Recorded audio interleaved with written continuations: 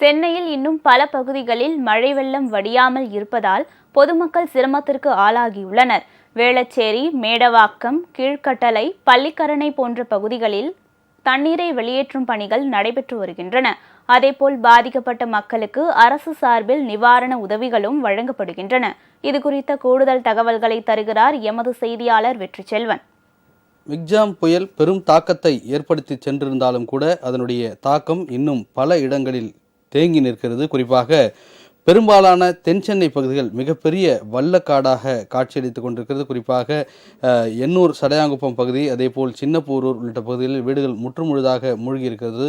சோழிங்கநல்லூர், காந்தி நகர் உள்ளிட்ட பகுதிகளில் இருந்த குடியிருப்புகள் முற்றிலுமாக சேதமடைந்திருக்கிறது. பொதுமக்களுடைய வாழ்வாதாரம் மிகப்பெரிய கேள்விக்குறியாகி இருக்கிறது. அதேபோல் செம்மஞ்சேரி உள்ளிட்ட பகுதிகளில் மிகப்பெரிய அளவில் வெள்ள நீர் தேங்கியிருப்பதால் பொதுமக்கள் இன்னும் அந்த பகுதியில் வெள்ள நீர் வடியாமல் இருப்பது மிகப்பெரிய கவலை ஏற்படுத்தியிருக்கிறது. அதோடு மட்டுமல்லாமல் வேளச்சேரி உள்ளிட்ட பகுதிகளிலும் இந்த வெள்ள நீர் வடிந்து செல்வதானது மிகப்பெரிய சவாலாக இருக்கிறது.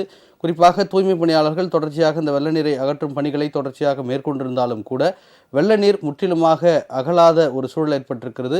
குறிப்பாக இந்த மழை நீர் தேங்கி 3 நாட்கள் தேங்கி இருக்கின்ற காரணத்தினால் கழிவு நீராக அவை மாறுகின்ற அபாயம் ஏற்பட்டிருக்கிறது. இதன் மூலம் கொசுக்கள் பரவல் மூலம் மிகப்பெரிய தொற்றுநோய் ஏற்படக்கூடிய அபாயம் ஏற்பட்டிருக்கிறது. குறிப்பாக வேளச்சேரியை பொறுத்தவரையில் தூய்மை பணியில் ஈடுபட்டு கொண்டிருந்த தூய்மை பணியாளர் ஒருவர் அந்த வெள்ள நீரில் சிக்கி மறைந்து இயற்கை எய்திருக்கிறார். அந்த வெள்ள நீரை அகற்றும் பணியின் போதே அவருடைய சடலமானது கண்டெடுக்கப்பட்டிருக்கிறது. மேலும் ஒருவர் சிக்கியிருக்கலாம் என்கின்ற அடிப்படையிலான தகவல்களும் நமக்கு கிடைக்கப்பட்டிருக்கிறது.